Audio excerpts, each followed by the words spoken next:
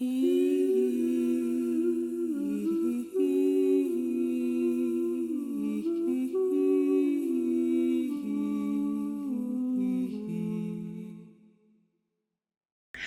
and welcome to Our Waking Dream. I am your host, Coco Swanson. I'm a spiritual strategist, mentor, and forever seeker. And on this show, on this podcast, every week, every Sunday, you have a around 20-minute delivery to your inbox or your YouTube scroll that gives you a theme or a handful of themes moving through the week or the season astrologically, and ideally explained, if I'm on point with my job, in a way that if you're newer to astrology and you immerse in week after week, that my goal is to help you learn the language of astrology in ways that really land in your life and empower you in your life. So thank you for being here. Please, this is guided by you. And so if you like it, thumbs up. If I say something that lands, let me know. It's been great to hear from you so far. I've been getting some exchange back and forth, and I love it. It helps feed this show. So this said, let's dive in. Each week, the astrology part will be closer to the beginning, the first, 8-10 minutes, whereas the practical tools rooted in contemplative practices, energy medicine, meditation, awareness shifts, etc. That's my main body of work, where astrology points to the areas of focus. The practical tools help you embody that focus. So that's the latter part of the show. The week of November 30th, we have a lot. We have change going on in the cosmos. Just a few days ago, Saturn is, I'm going to explain this in a way where I name a planet or a sign, and then I immediately name the metaphor. So Saturn, structure, the planet of structure, has been moving retrograde, reviewing, revising structure in an area of your life, depending on where it lands in your chart. It's in the sign of Pisces, which is the most spiritual. It's the last sign of the zodiac. It's the return back to source. So back to love. It's how that translates. If Saturn has been moving backwards, it's the release of structures that aren't working at a really deep soul's level. So that's a huge opportunity we've had. Every time a planet stations retrograde, we have an opportunity, if framed that way, to review, revise, reinterpret.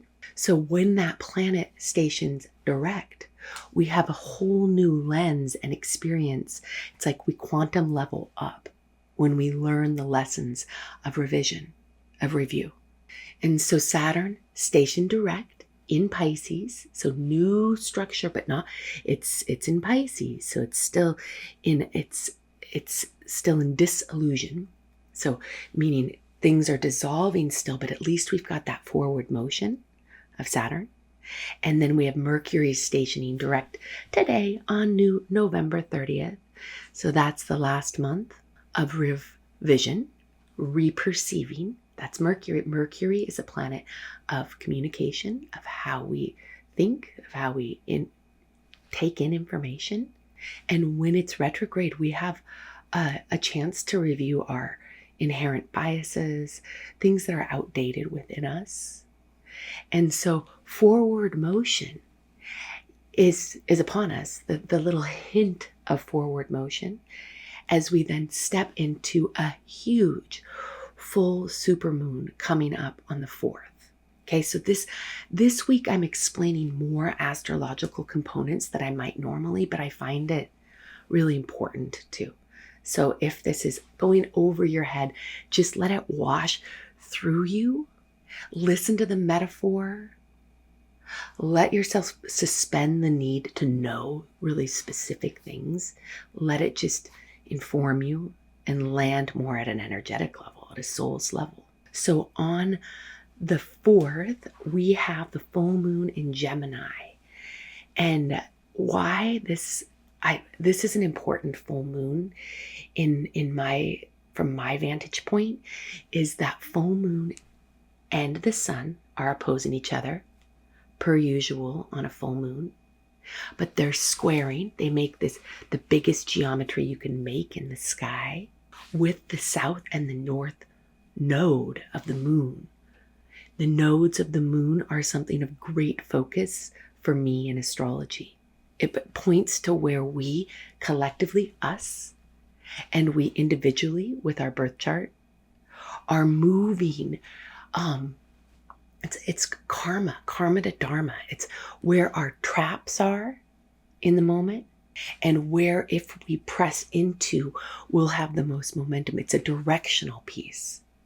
So there's this big movement in the sky that's the sun, moon, the south and the north node of the moon on the 4th. So we're already in this, because the full moon window, I like to create like a little spaciousness around the full moon window. And if it's a big one, I prepare a good week ahead for the ritual, the practices, the awarenesses that I will bring into that time to allow for me to really level up again at a soul's integrated level, at a soul human level. Okay. So what does all this mean with the nodes and the full moon? Well, let's talk about the north node, which is where we're going. It's a year and a half. If you've been listening to this for a good minute, I've talked about it before, because it's a year and a half, and we're in the middle of that year and a half, where Pisces is our North Star. What that means is when we embody Piscean traits and attributes and deliberate contemplative practices, energy healing, ritual, etc.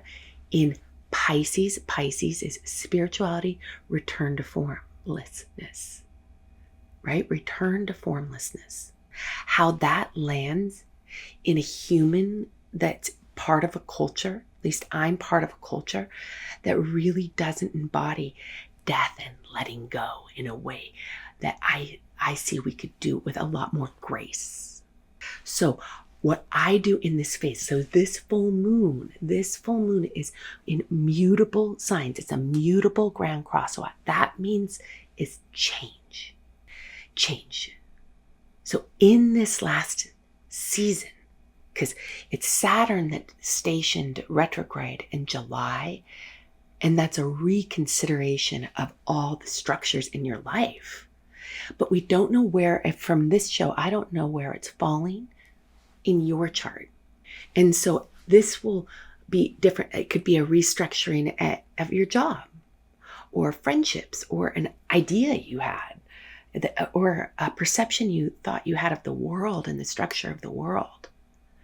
But that with this forward momentum of Saturn and of Mercury that comes into this full moon of illumination, we want to allow the change, the rearrange. I am open to change, to reperceive the structures at a soul's level. Like what is serving you? And how are you in service to the world? How is that changing? These are big questions, because Pisces is soul level. But then we've got Pisces, Gemini, which is knowing, gathering at a high level. It's the gathering of information for wisdom. And we have Sagittarius, which is the following of one's heart's passion. And then we've got Virgo, which is really making sure we dot I's and cross T's here. It's an earth sign. So those are the 4 players.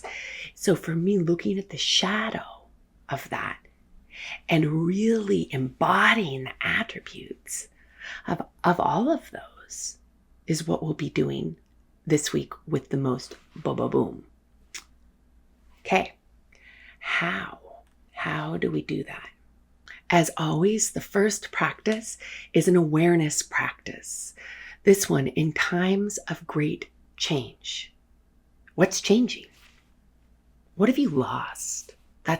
This is in Pisces North Node right now, looking at what you've lost in what realm of your life, internal realm, external realm.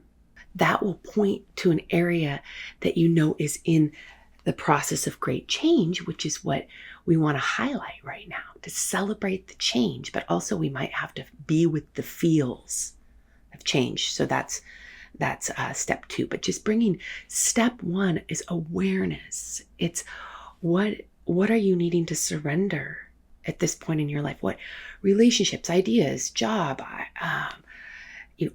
any place in your life that's experiencing change. Another place to look at is what judgment of others, nitpicky, this is a Virgo piece, what details are ready to be released? And how has your perception changed over the last month with Mercury retrograde? And how are the structures of your life changing right now? It's in flux. Looking at what's still in flux, because with the bigger planets, the outer planets, outer is synonymous sometimes with bigger or greater, just because of the momentum they carry, the magnetism they carry. Because to me, I think of the further something goes out, the more pull it has when it moves. So anywho, these greater movements with Uranus, Saturn, Neptune, Pluto, all the outer planets changing signs, and they're in the process of it. They're all in different parts of the process. So how can we embrace change? What's changing? How do you feel with it? That's step 1, I suggest. Step 2. Okay. Think of the word, I don't know. I don't know. I don't know. Okay, think of how I can say, I don't know. I can be like, I don't know. Wee. Or I can be like, I don't know. I don't know. That's scary. Same words, totally different inner atmosphere. Totally different active form of prayer in a sense. What if how I am is vibrating so big in my world that it reflects back to me how I am.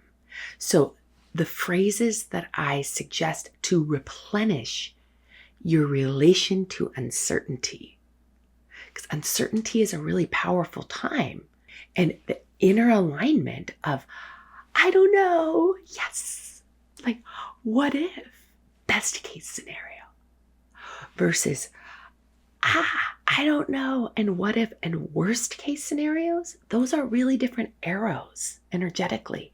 Those are different storylines you're creating. So replenishing your inner atmosphere to support you in times of change. I suggest an ownership of the phrase, I'm open to change.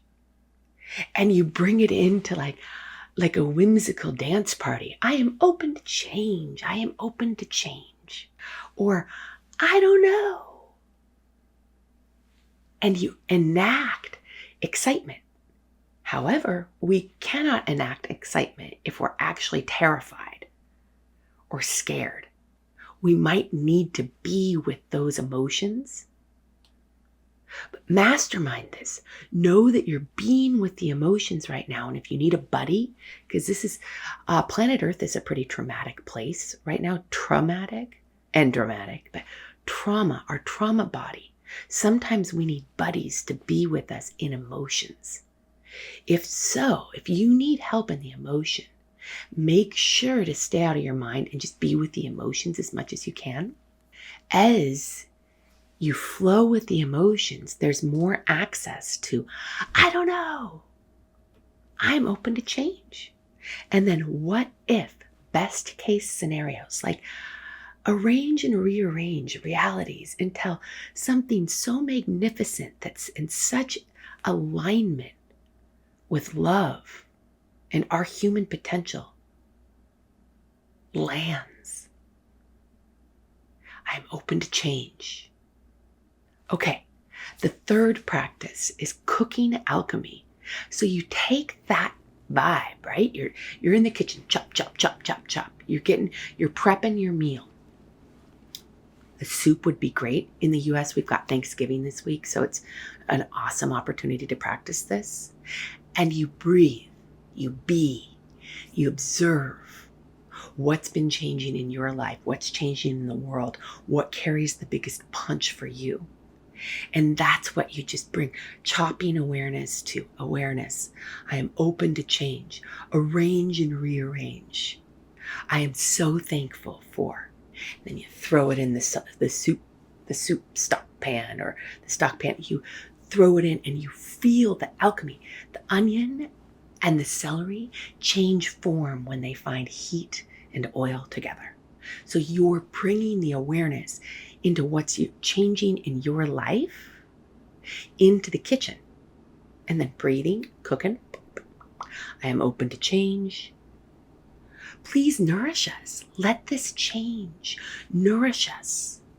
Let that which is here to make our souls ignite in our bodies. We are open to receive potential beyond our wildest dreams. You catch what I'm doing? So once we become open to change, chop, chop, chop, chop, chop, putting in the soup, then we start stirring in dreams. What if? But knowing that this is a season of change, we're not looking for concretized answers right now. We're actually making soup. We're making a cosmic soup right now. I'm open to change, to arrange and rearrange. And then I accept what is. It's this place of I'm learning to accept what is, maybe for you. I mean, I have to be there a lot with the things that are really hard to swallow in my life in the last few seasons. I am learning to accept what is. Stir, stir, stir. I let go of what is. Stir, stir, stir, smell, smell. Being in the present moment allows for our intentions to seep in to our biochemistry, to our heart, to our guts, to our communities. So being in the presence of your breath this week, being aware of how you are with the changes in your life and the world, changing your phrasing to align with possibility. It's I'm open to change. Or what's going to happen? I don't know. And phrasing that with a wee versus a scared. Because that inner alignment in this time of change, as we embody it, embrace it, and then dream like, what if? And plant some seeds. What's been hard for you in your life lately? What's been hard for you to witness in the world? And breathe in best case scenarios to the soup or the stuffing or whatever you're making over the course of this week. And as we start to do this together, to be open to change, to embrace I have no idea, and that's exciting, and then to dream during this full moon in Gemini as Saturn and Mercury station direct, right before Neptune stations direct soon too. We actualize our potential in these times of change with more power. Okay, that's it. Thank you, thank you, thank you. I'm so glad you're here. Please share this with anyone that you think would love it. Reach out if you have any questions. It's an honor to be here. Until next week. Thank you, thank you, thank you. Thank you for being a part of our community here at Our Waking Dream. Please make sure to like, subscribe, and share. Fill my cup and let it overflow. Let it overflow with love.